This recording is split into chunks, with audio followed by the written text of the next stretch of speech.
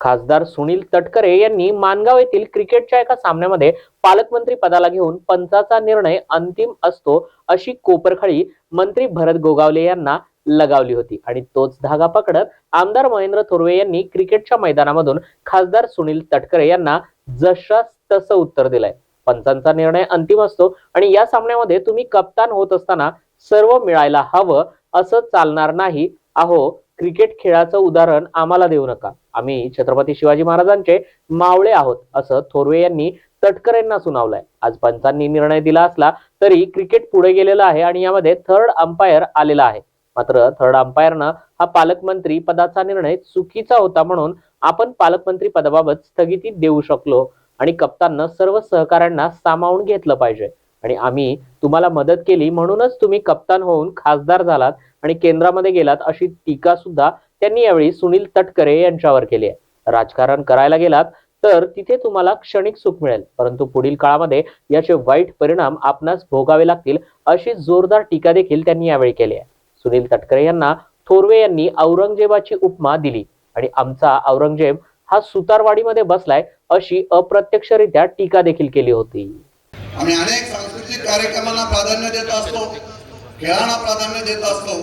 याच माध्यमातून या रायगड जिल्ह्यातून खेळाडू तयार झाले पाहिजे, आंतरराष्ट्रीय खेळाडू तयार झाले पाहिजेत। या दृष्टीने महेंद्रशेठ दलवी यांनी या स्पर्धांचं आयोजन या ठिकाणी पंचांचा निर्णय अंतिम असतो आणि कॅप्टन हा कूल असतो।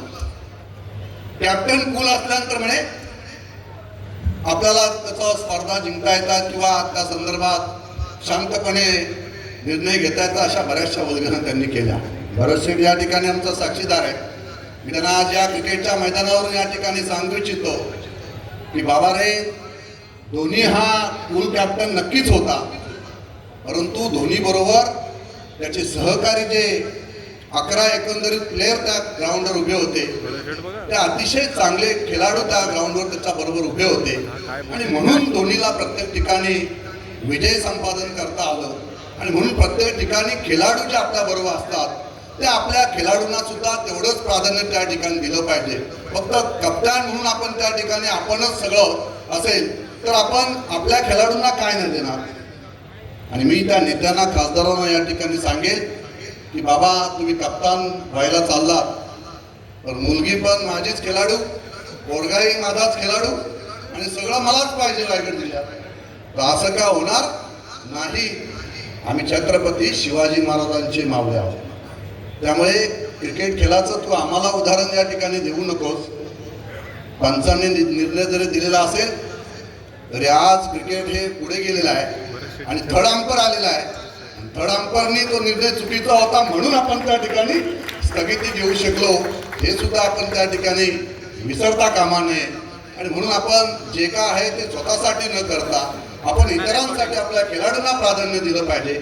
आपले सहकारी आहेत, त्यांनी आपल्याला कप्तान बनवलं म्हणून आपण केंद्रात गेलो, या गोष्टीचा भान आपण त्या ठिकाणी ठेवायला हवा होता। परंतु आपल्याला जे मिळालं कप्तान पद, मग मात्र चांगला खेळाडू सुद्धा ग्राउंडच्या बाहेर गेला तर चालेल, त्याचं सुद्धा आपण त्या ठिकाणी निवड कमिटीमध्ये त्याचं नाव न आलं पाहिजे। अशा पद्धतीचं राजकारण जर आपण करायला गेलात तर आपण क्षणिक त्या ठिकाणी चूक घेऊ शकता, परंतु पुढील काळामध्ये मात्र या गोष्टीचे परिणाम आपल्याला वाईटच भोगायला येतील। आणि म्हणून मी या ठिकाणी सांगेल की छत्रपती शिवाजी महाराजांचा रायगड जिल्हा आहे। रायगड जिल्हा आपल्या सगळ्यांना इतिहास रायगड जिल्ह्याचा माहिती आहे। छत्रपती शिवाजी महाराजांच्या पदस्पर्शाने पावन झालेली ही भूमी आहे। या भूमीचा आदर्श घेऊन आम्ही छत्रपती शिवाजी महाराजांचं मावळे म्हणून या मतदारसंघामध्ये, या संपूर्ण रायगड जिल्ह्यामध्ये काम करत आहोत। शिवसेना ही वाढली अशीच वाढलेली नाहीये। शिवसेनेने जो भगवा खांद्यावर घेतला तो संतांचा भगवा ध्वज वंदनीय बाळासाहेबांनी खांद्यावर घेतला आणि बाळासाहेबांचा भगवा, शिवसेनेचा भगवा ध्वज आम्ही रायगडच्या तिन्ही मावल्यांनी खांद्यावर घेतला। आणि म्हणून आपण सगळ्यांना माहिती, छावा चित्रपट आपण साऱ्यांनी पाहिला असेल। संभाजी महाराजांचे झालेले आपण त्या ठिकाणी जे काय औरंगजेबाने संभाजी महाराजांच्या बाबतीत जे कृत्य केलं तेही आजच्या युवकांना स्फूर्ती देणार आहे। आणि म्हणून छत्रपती शिवाजी महाराजांनी रायगड जिल्ह्याच्या या भूमीमध्ये जे कार्य उभं केलेलं होतं, हे कार्य संपूर्ण रायगड जिल्ह्यासाठी नव्हे, महाराष्ट्रासाठी नव्हे, देशासाठी नव्हे, तर जगभरातील असणाऱ्या राष्ट्रांनी छत्रपती शिवाजी महाराजांचा आदर्श घेतलेला आहे. आणि म्हणून संतांनी जी उपाधी दिलेली आहे की या भूमंडलाचे ठाई धर्मरक्षी यायचा नाही, महाराष्ट्र धर्म हिंदू धर्म राहिला काही तुम्हा कारणे.